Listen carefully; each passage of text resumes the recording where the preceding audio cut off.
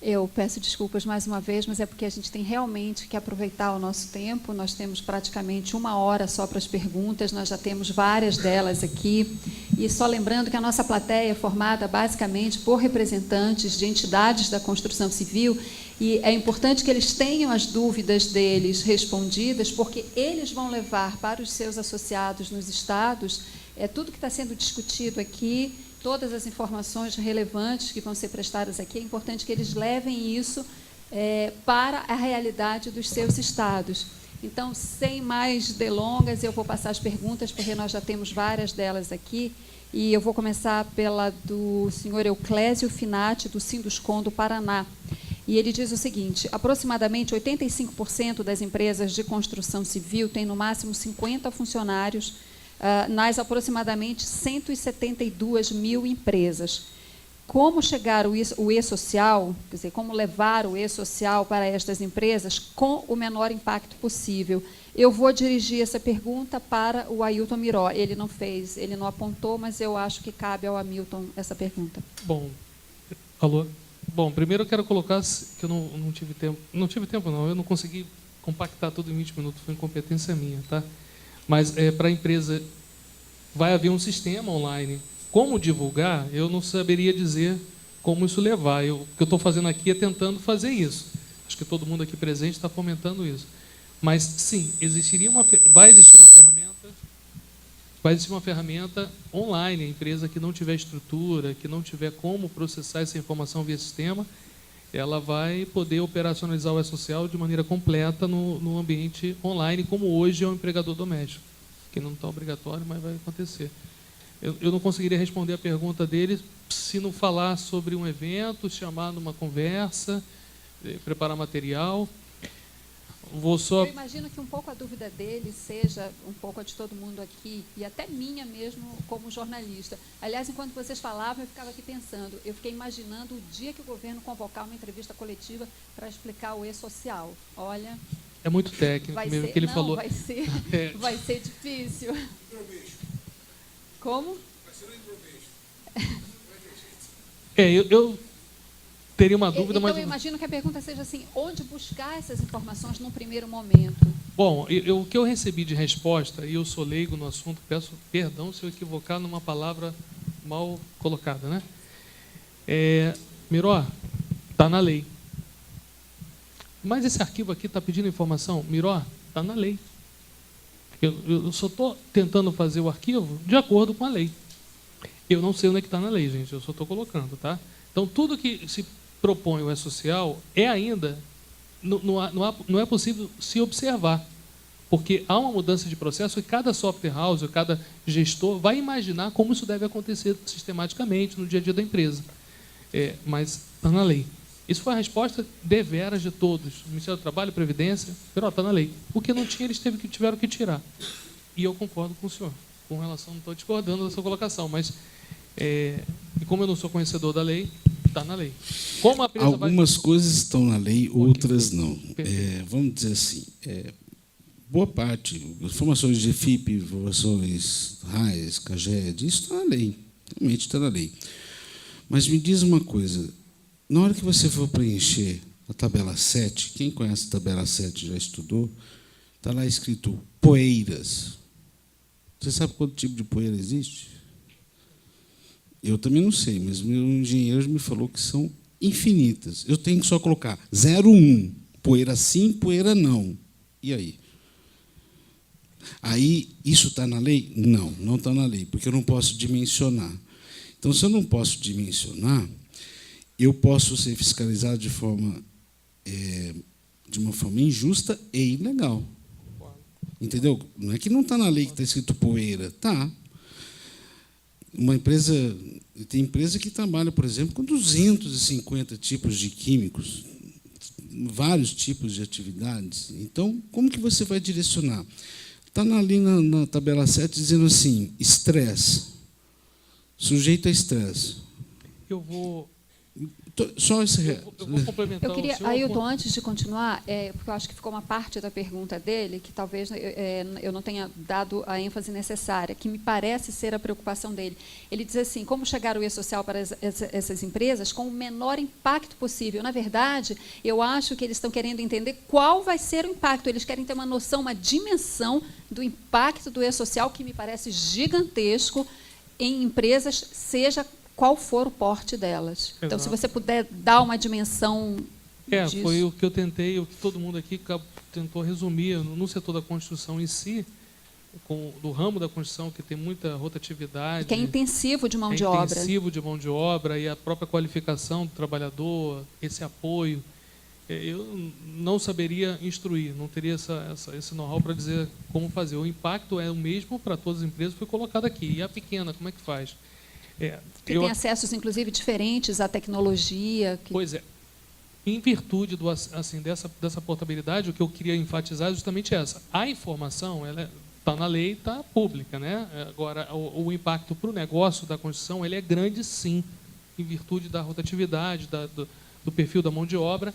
Agora, com relação ao investimento de ferramenta, o governo se preocupou com isso e o e-social vai sair ao mesmo tempo que sair a ferramenta online, ou seja, quem tiver 2, 3, 10, 15 funcionários, foi mencionada a empresa com quantidade 50. De funcionários, 50, né? Vai poder processar toda a folha de pagamento e todo o e-social online.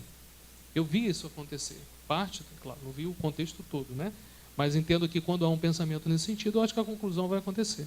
Agora, divulgar e o impacto no negócio vai ser o mesmo, porque, como foi dito aqui, a informação prestada tem que ser avaliada. Então, eu acredito que, como faz parte do sindicato, é a mobilização do sindicato. E dizer que eu vejo muito uma mudança na lei trabalhista, na mudança em situações que obriga o governo a cobrar essas informações, considerando que elas estejam claras e expostas. A mudança na lei vai ser obrigatória, porque, para a construção em si, tem procedimentos que viabilizam o negócio da construção. Né? Não estou falando somente de grande porte, gente. Aqui eu estou colocando a construção como um todo. Né? Eu posso dizer, sim, que para a pequena empresa, o portal... Alguém mais quer contribuir com alguma abordagem? Por favor. Eu acho que entre essas grandes preocupações que na construção civil a gente deve ter, há uma outra que eu colocaria como da maior relevância, que é a questão da terceirização. No processo construtivo, a terceirização se impõe como uma questão intrínseca desse processo. Não é para melhor resultado aqui ou ali, não. É necessário, absolutamente, porque a construção é um processo que vai evoluindo, que vai passando por diversas atividades especiais, específicas, e isso exige a subcontratação de prestadores de serviços especializados em cada etapa. Pelo que o E-Social está mostrando, falta lembrar que, nesse país, que é campeão mundial de legislação trabalhista, a gente não tem uma lei que trate da terceirização.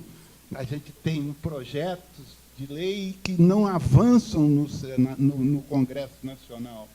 A gente, para a construção civil, tem buscado o reconhecimento da especificidade através de portarias e instruções normativas que a gente tenta negociar com o governo, mas há uma reação enorme por conta de vivermos sob a tutela de um enunciado de número 331 do Tribunal Superior do Trabalho, que inventou o conceito de atividade fim e atividade meio, que não se aplica, que se explica, não se consegue definir com clareza e que realmente não resolve a questão. Então, é grande a preocupação sobre diversos aspectos, mas especialmente sobre isso. A CIBIC tem lutado demais para buscar soluções para essas questões que são muito graves e que vão se agravar mais. Essa é a grande preocupação, porque nós vamos ter online as nossas empresas reconhecendo e confessando que estão contratação de terceiros, e o auditor fiscal lá vai acionar sua máquina e vai multar por online também. Ele vai poder multar online. Olha, eu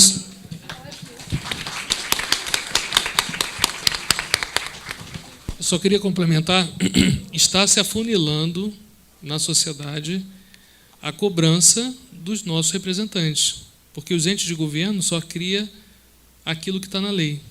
Quem faz a lei somos nós mesmos, né? São os nossos representantes. E considerar que tem projeto de lei parado porque politicamente não nos defendem, não nos representam, não estou dizendo que não, e não estou entrando no mérito político aqui dentro, mas uma das frases que me tocam, eu repliquei para vocês, a outra foi o seguinte: Miró, vai lá e pede para mudar a lei, que eu deixo de fazer, eu só faço o que está na lei, eu sou obrigado a fazer o que está na lei, me cobram o que está na lei, e quem está na lei são os nossos representantes que criaram, somos nós mesmos, né, na sociedade civil. Vou passar a próxima pergunta, é o Osmar, da empresa Antares. Ele faz uma pergunta bem específica: posso fazer a admissão sem o PIS, sendo que a Caixa só informa o número com 15 dias? Vou passar para um de vocês, que já estão com a mão na massa, já estão conhecendo melhor esse processo. Não, não pode fazer admissão sem PIS. Então, o PIS agora tem uma plataforma online, que, inclusive, nós fomos conhecer tardiamente no Centro de Serviços, mas já estamos utilizando há alguns meses, né, depois Então, você tira, ele sai online, isso é um serviço nosso já para as nossas unidades. Então, podemos enviar aí o link para vocês, você tira o PIS online, você tem na hora e você faz o cadastro. O problema não é isso, o problema é quando o PIS está errado, não vai aceitar a admissão, esse é o pior, talvez, tá? Acho que o pior problema aí da admissão não é não ter o PIS, que esse problema foi resolvido. O problema é o PIS estar errado e você não conseguir transmitir aquela admissão. Ok? Só para complementar, a folha é o último processo que você encaminha, né? Se você tem um colaborador sem PIS, você não transmite a folha. E você não encerra o seu período do mês, tá? Então, você não consegue gerar guia de fundo de garantia, guia de INSS, você vai recolher tudo com atraso. Tá? Esse é o principal trave no seu processo. Tá? Então, não. Tá? Ok, obrigada. Vamos seguir adiante. Tem uma outra pergunta aqui do Antônio, do Sinduscon de Goiás. As rubricas do E-Social já estão em comunicação com o Homolognet para as demissões? Também uma pergunta muito específica, não sei se vocês também poderiam contribuir com alguma explicação. Olha, falar em Homolognet é um problema difícil. A gente, na verdade, tem uma unidade de Minas que é obrigatória Homolognet, gente. Então, nossa experiência com isso é mínima. Mas o que a gente obteve, lembrando um pouco de falar de Homolognet, é que ele seria totalmente compatível com não só o Homolognet, como a guia, que não muda, GRRF, que é a de rescisão, que é a hora de fazer a transmissão. Então, nesse ponto, assim, eu acredito que o governo deve já ter feito esse link. Mas a nossa experiência é muito pequena. Você conhece alguma coisa? Não.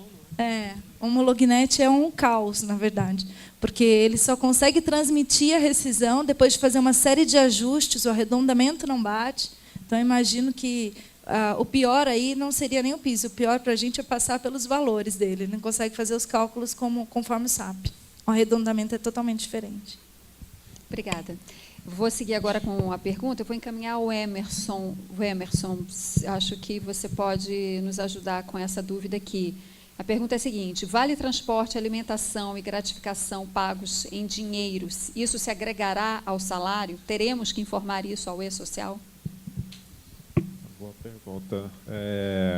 O que eu posso, eu não tenho conhecimento muito profundo nessa área, mas o que eu posso adiantar é o seguinte: a gente fez lá na Souza Cruz, como parte do trabalho de revisão dos processos e práticas, contratamos uma consultoria aí, né, dessas Big Four, e a gente chegou a algumas contradições até, porque o nosso jurídico tinha um entendimento que sim, né, a consultoria entendia por algum momento que não, mas o grande ponto é aquilo que esse me parece que o que o governo está perseguindo é aquilo que for de natureza remuneratória, né? Acho que os colegas aqui podem até complementar melhor, que for de natureza remuneratória, que tem aí um acréscimo de disponibilidade, etc. Tal, a depender do tipo de como é feito o reembolso, né? Principalmente aqueles que estão relacionados em espécie, né? Transitando pelo Olerite, pela folha de pagamento, esses sim terão uma lupa maior, né, do governo, até porque terão rubricas específicas para estar circulando ali no e-social. Então, esse mapeamento de processos, de práticas, muitas empresas, a gente dentro do grupo piloto já ouviu falar que tinham como prática conceder em dinheiro, né, ali dentro do Olerite, e tirou para conceder realmente da forma que a legislação estabelece, seja um vale alimentação e por aí vai, para tentar mitigar alguma forma de tributação, né? Alguém quer abordar esse ponto? Passamos, então, para a próxima pergunta. Bem específica. Pelas perguntas, a gente vê assim, a quantidade de dúvidas que está passando pela cabeça da nossa plateia, como esse assunto é complexo mesmo. O relógio de ponto será vinculado ao e-social? Eles encaminham a alguém da Coca-Cola. É da empresa Diagnóstica, um representante da Diagnóstica. Não, tá? Porque o que o e-social está solicitando, né, é o horário de trabalho. Então, você tem todos os horários cadastrados no seu sistema e você vai ter que alocar um horário desse para o colaborador. Inclusive, os cargos de gestão. Tá? É obrigado a informar o horário de trabalho também. Tá? Então, o relógio de ponto não vai estar associado. Por enquanto, né? A gente não sabe o futuro, né? Por enquanto, não. Tá? Miró quer uma contribuição. Quem criou o ponto eletrônico, o REP, é o mesmo que está desenvolvendo o e-social. Automaticamente a gente vai ter um cruzamento em cima disso, sim. Bom, a próxima pergunta é do Celso Malcher, da Megaframe Castor. É encaminhada ao Miró. O senhor sabe informar o que o governo tem feito para garantir estrutura, como, por exemplo, internet com banda e servidores que suportem a nova prática em todos os estados? Bom, eu vou responder o que me responderam, né? Eu sou um mero transmissor. Com relação ao e-social, foi criado um ambiente redundante em 2 polos nacionais. Garantir o acesso da pessoa que está em Manaus a ter acesso à internet, a resposta dele é assim, já não tem acesso à internet?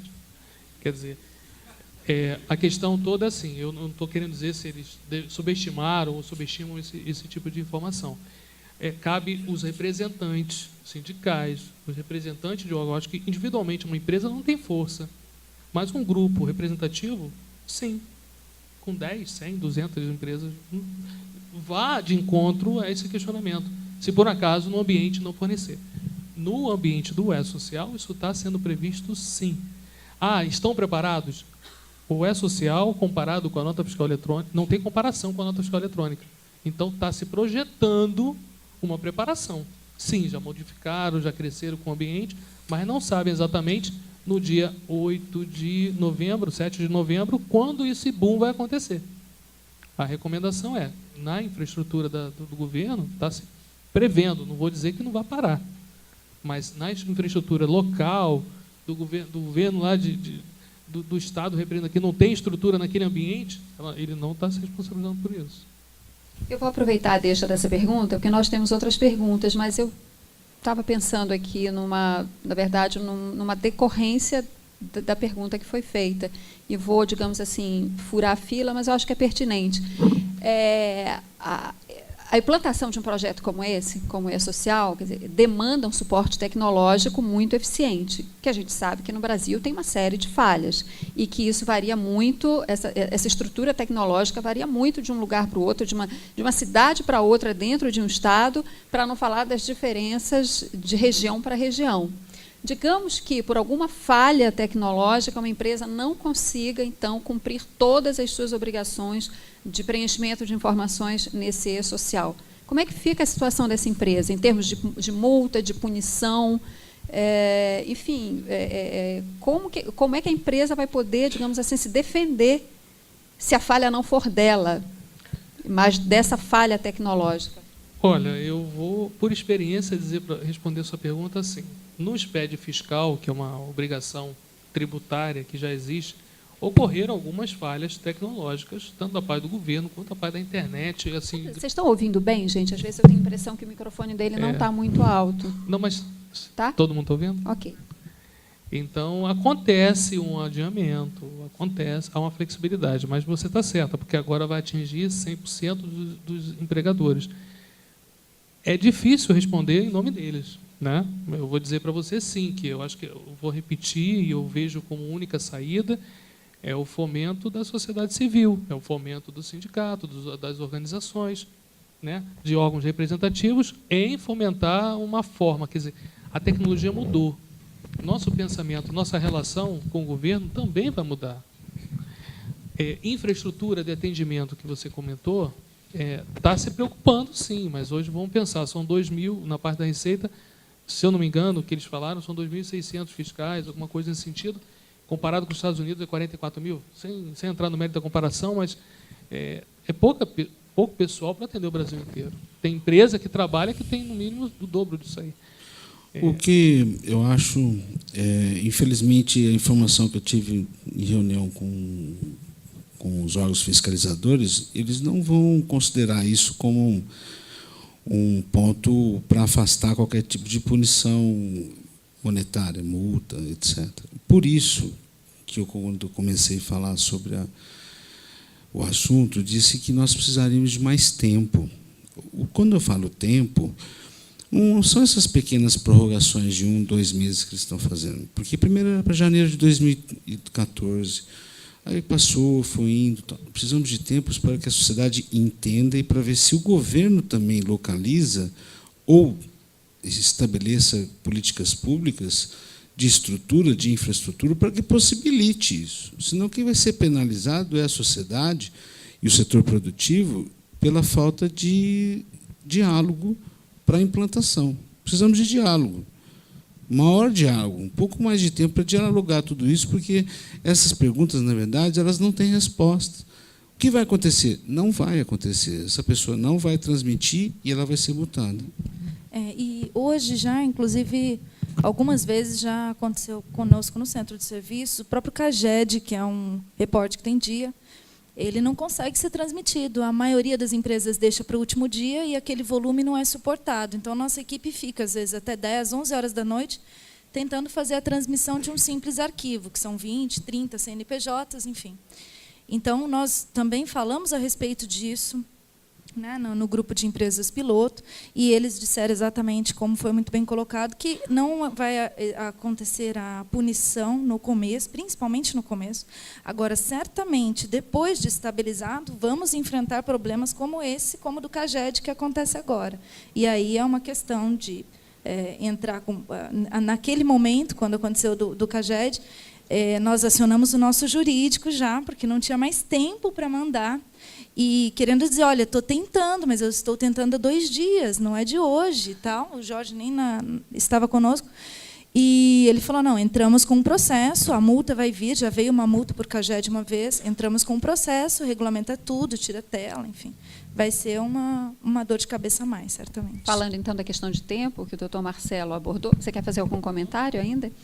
Só queria Emerson, um comentário em cima desse tema. Assim, o que eu vejo, o governo está, sim, fazendo os esforços possíveis para investimento, né? Então, ele sempre fala. Eu acho que um tempo atrás, os colegas devem lembrar, a gente, quando transmitia a declaração de imposto de renda e deixava para o último momento, era um caos, né? Dos últimos anos, esse panorama mudou. Eu acho que a própria população está se conscientizando para trabalhar os prazos aí de envio, mas aquela concentração nos últimos dias, principalmente no último dia, de fato ainda existe.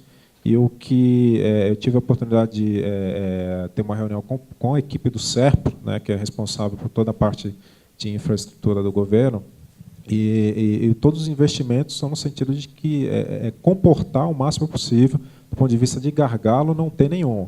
E aí, fazendo um adendo com o que o doutor Marcelo falou, realmente nesse sentido. O que tem sido feito dentro do E-Social tentar flexibilizar um pouco, principalmente eu falei a questão dos prazos mais rígidos, que aí sim entram nesse cenário, né? eu tenho um prazo de admissão, prazo para um afastamento, em que eu tenho que cumprir, de fato, aquela ocorrência, de fato, ocorreu, e eu não tenho uma disponibilidade de serviço. Então, a gente tem tentado influenciar o comitê para flexibilizar, e essa flexibilização até ocorreu, de certa forma, né? Antes, a gente tinha aí o envio dos eventos sendo feito de forma, uma tempestividade mais agressiva, rígida, né?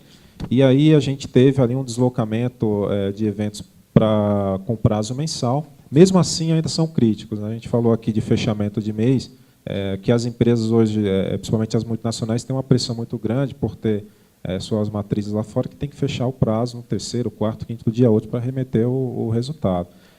E aí, só para fechar aqui um exemplo, a gente teve, nessas discussões que a gente teve com o governo, um grande empregador, uma estatal, ela, no Brasil bem conhecida, né, ela colocou um cenário que é o seguinte: ela tem lá as plataformas, tem os empregados, e aí aconteceu um acidente de trabalho, como que ela vai conseguir link, né, no meio do oceano para fazer essa transmissão de uma CAT, por exemplo, no prazo de 24 horas? Então, esse nível de discussão chegou ali para o... Complementando isso, a vida real, a vida real se impondo à burocracia, né? Mas eu acho que a grande mudança com a social é que a gente tem que evoluir. 2 papéis. Há 20 anos eu trabalhei no escritório contábil, processando tudo, de todos os setores, sem conhecimento técnico para isso. E todo mundo falava assim: Miró, não mexe, fiscal vai vir aí, vai bater. E hoje, participando desse projeto, eu acho que a sociedade em peso já está participando, é mostrar que a questão da tecnologia online veio para ficar, ou seja, a gente tem que refletir não somente para o social, mas também para as outras obrigações, e que a maior dificuldade não é a tecnologia, é a lei. Por isso que eu digo fomento aqui, a sociedade tem que correr atrás agora dos nossos representantes, trazer para uma discussão e fomentar por que não se adapta a legislação à nova vida. Essa lei é de 1940, eu não tenho certeza ao certo, mas toda vez eu escuto assim: Miró, está na lei. Esse prazo está na lei. Então, está na hora de a gente refletir num outro nível de discussão. Sociedade e representantes. Eu estou entendendo dessa forma. Ok. Doutor Marcelo, ainda quer fazer algum comentário sobre esse assunto, que a gente ainda tem várias perguntas? Aquela questão da lei, nós podemos esquecer que esse é voltando a dizer, o E-Social vai ser um projeto, na minha opinião, que vai desburocratizar a médio e longo prazo. Mas a aplicação não é só a questão de estar ou não na lei, qual é a interpretação que se dá a essa lei. Como falou o doutor Antônio, não existe lei sobre terceirização, não existe regulamentação legal sobre terceirização. Aí veio o tribunal e regulamentou e definiu que é atividade fim e atividade meia, ele legislou. Então, os órgãos governamentais tendem a fazer a interpretação conforme seja mais benéfico, talvez para os próprios órgãos governamentais, ou, às vezes, na proteção do trabalhador, como você mesmo colocou.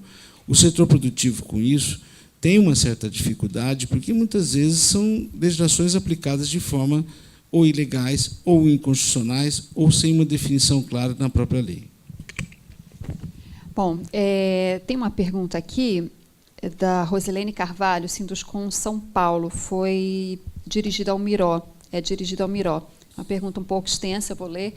As empresas estão preocupadas com a consistência entre as informações do tomador e do prestador transmitidas no E-Social e o impacto para a emissão de CND da obra. O grupo de trabalho tem falado sobre isso? Haverá alterações no procedimento de emissão de CND? Vai haver alterações na emissão, sim, porque está tudo centralizado. Pode ocorrer impacto na emissão dela porventura, o ente que você se relacione não atenda uma demanda. Pode chegar a esse nível. Eu só não posso afirmar e concretizar isso. A única informação de terceiros que você manda é a relação de pagamento que você tem com ele, né?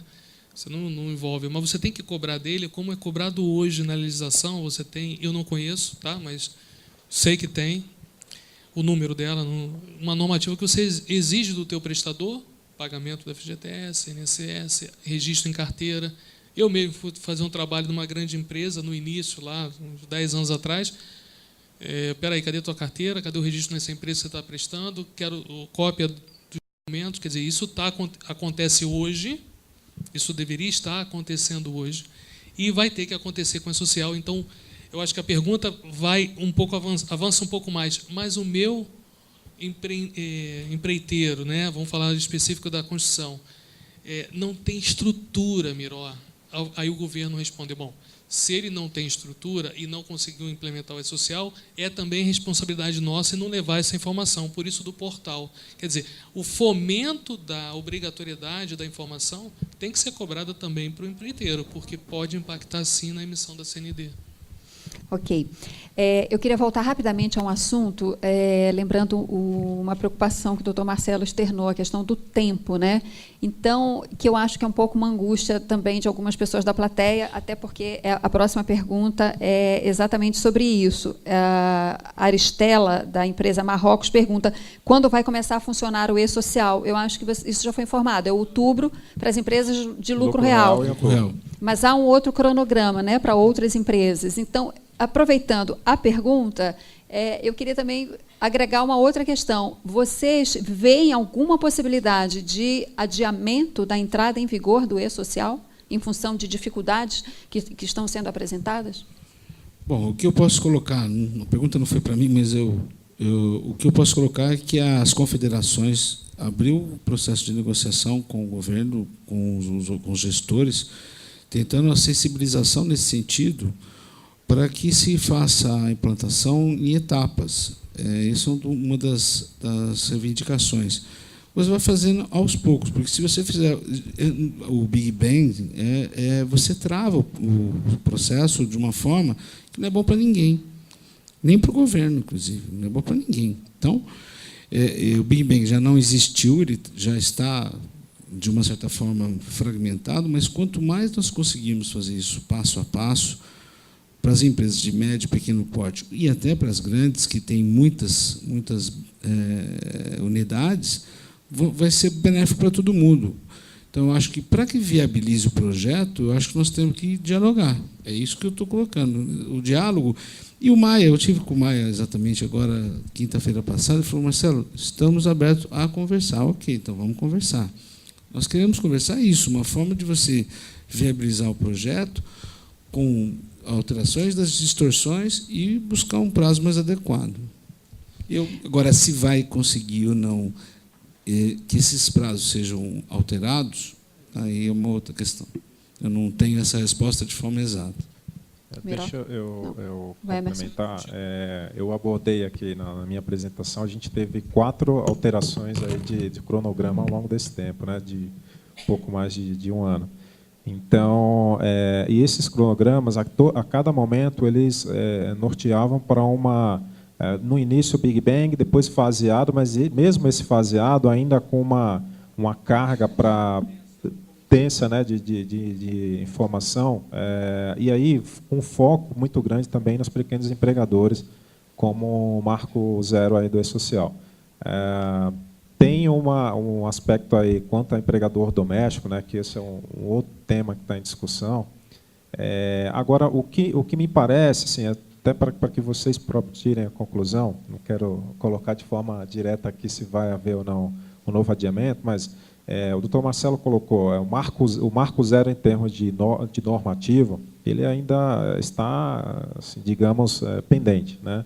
Não tá, que tenha um projeto, um decreto que institui o SPED, porém, como esse é um projeto multidisciplinar, a Receita tem tem liderado aí dentro do SPED, porém tem outros entes envolvidos. Acabou de sair um protocolo de cooperação técnica, que tem como objetivo, basicamente, alocar a equipe técnica, prover a dotação necessária para fazer os investimentos do ponto de vista técnico e da equipe do governo em si. Isso saiu agora, né? Então, a gente tem um acordo entre as empresas piloto com o governo de que, para a implementação, tem que obedecer pelo menos o prazo mínimo de 180 dias, são 6 meses. que justamente são 6 meses que coincidem com o período que as software houses precisam para desenvolver. Então, estamos no ano de Copa do Mundo, né? No segundo semestre aí, as Olimpíadas também, as eleições, Copa do Mundo, eleições. Então, aí tirem suas conclusões. Eu vou entender que, independente da obrigatoriedade, vai sair o protocolo ou a legislação pertinente agora em abril, dando prazo de 180 dias e enfatizando o início em outubro. Mas não impede da gente discutir o tema, como está sendo feito aqui, e vislumbrar, assim, qualquer adiamento que aconteça só penaliza a empresa. Não estou falando que não penaliza agora, não, tá? Penaliza também. Mas o adiamento inconsciente, porque tem muita coisa para ser trabalhada. A gente precisa mudar. Bom, nós temos uma última pergunta e eu acabei de receber o aviso de que nós temos que encerrar à 13h, praticamente já chegamos ao limite. Mas é a última pergunta de Jonísio Pina, uma pergunta também bastante específica, quem puder responder, porque ele não direciona a ninguém. Quais empresas de software você recomenda hoje que já estão adaptadas ao e-social? Miró. Eu comentei aqui, foi pouco, mas vou enfatizar, cobrem a software house. O governo, uma coisa, depois de 20 anos trabalhando, eu vejo que o governo quer conversar, está aceitando conversar. Pessoa nova, tem pessoal de 25, 27 anos trabalhando na Receita, no Ministério do Trabalho. Cobrem a software house. Ela vai dizer assim, mas não tem lei. Eu acho que a escolha é muito particular da software. Não é porque uma software house tem um produto social que é boa para a empresa, porque tem muita verticalização, tem uma coisa muito específica de software. A propriedade no software que você já utiliza de folha, busque prazo, compromisso. Mas eu não tenho informação. Não aceitar com facilidade isso. Essa postura, eu não sei, não estou sabendo, não vou fazer. Eu acho que não é. Estamos aqui porque a gente não tem essa postura. Parabenizo de novo todo mundo presente aqui até agora, eu falando. Estava com medo de falar, mas eu falei tudo. Deixa eu só Sim, fazer uma colocação. É difícil você estabelecer, assim, indicar até uma software house que tenha uma referência, né? Todas estão aí empenhadas, cada uma tem uma linha de condução aí do projeto, né? O fato é que o relógio está correndo, então elas precisam lidar com o futuro, com o e-social e com o presente, porque as obrigações atuais não foram eliminadas, né? E continuam. A gente acabou de sair de um período crítico aí para as áreas de RH, tendo que enviar informações anuais. Eu como aprendizado aí da condução do nosso projeto lá na Souza Cruz, eu faria um exercício contrário. Assim, eu pegaria a revisão de processos, né, de práticas de cada empresa e faria uma engenharia reversa no sentido de ver qual que é a software house que melhor se enquadra. Porque, veja, cada tipo de negócio tem a sua particularidade. Você pega, a gente, falando de construção civil aqui, mas imagina as empresas de call center, que a rotatividade é gigantesca, né? Então, qual é o software necessário para atender? Essas empresas têm filiais, às vezes, em ponto remoto, assim como a construção civil. Então, me parece que a sugestão, né, que faria mais sentido é fazer esse exercício interno e depois, sim, identificar qual que é a melhor software house que atenderia o modelo de negócio, né? Bom, antes de encerrar, eu queria dar a oportunidade de que cada um de vocês fizesse as suas últimas considerações, já pedindo desculpas pela pressão de tempo, mas, enfim, a gente tem um cronograma, mas então eu vou pedir que vocês tenham o máximo de objetividade, mas, por favor, que cada um de vocês faça uma última consideração antes da gente encerrar. Vou começar aqui pela ordem, pelo doutor Marcelo. Bom, o que eu posso falar é que eu acho que o E-Social é um projeto muito arrojado do governo e tem que ser avaliado com cautela, tanto na parte jurídica quanto na parte de cronograma. E nós estamos estudando profundamente nesse ponto e estamos aguardando que haja uma definição jurídica para que a gente possa ter uma definição maior. Mas continuaremos, a CNI continuará negociando com o governo para que melhore, se adeque melhor os prazos, para que a gente não tenha uma grande dificuldade de implantação de um projeto. É isso que eu tenho a dizer. Bom, eu vou só resumir, buscar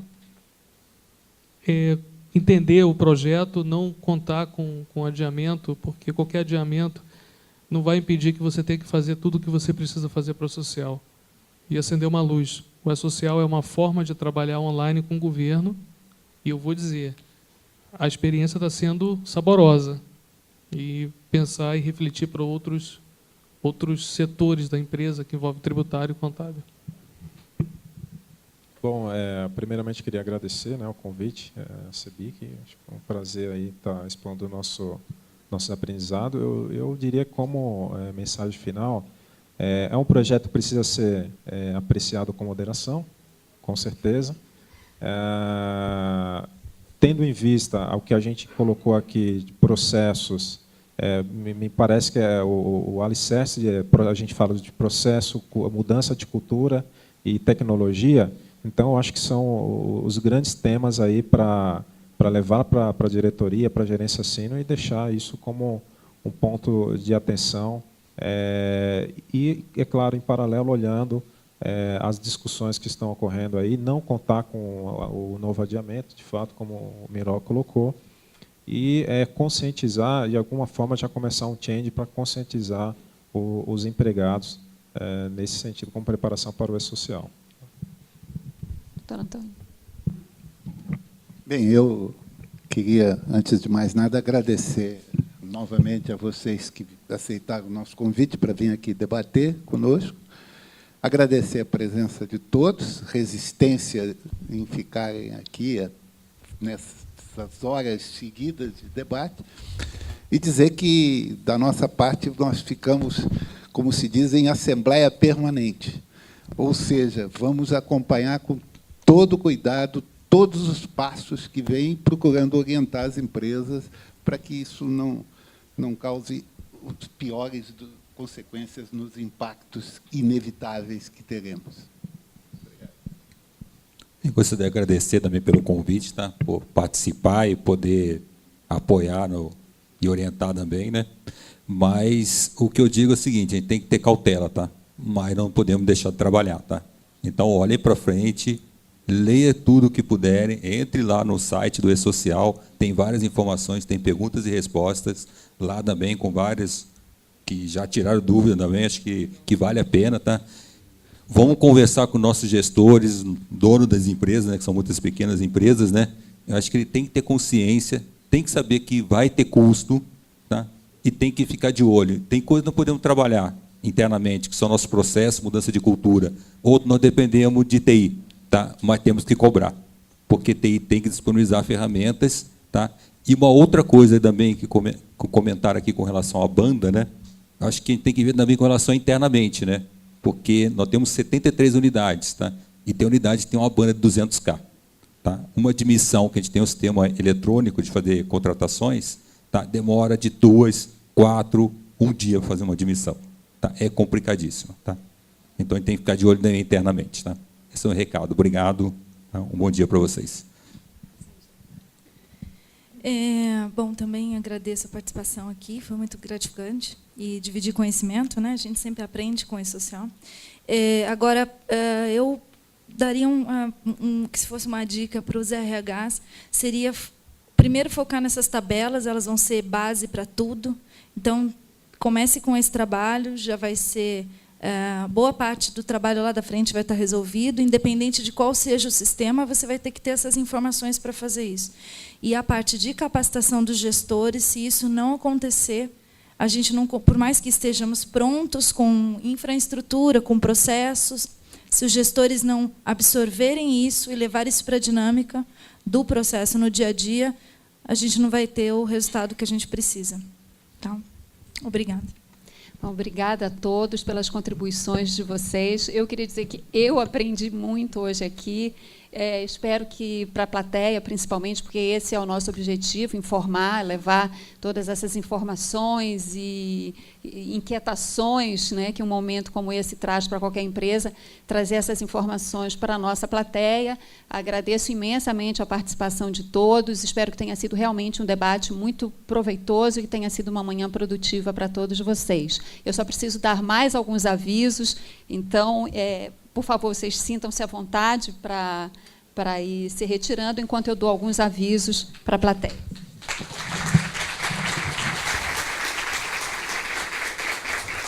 Bom, em primeiro lugar, eu informo que este evento foi gravado e será disponibilizado no site da CEBIC. Aos participantes da CPRT, informamos que a reunião conjunta CEBIC e SESI será realizada no Salão Goiás 1 do Brasil 21 Suítes, às 15 horas. E, por fim, encerramos este workshop agradecendo a presença de todos e convidamos agora para um brunch que está sendo servido no foyer do teatro. Boa tarde e espero que todos tenham aproveitado bem essa manhã.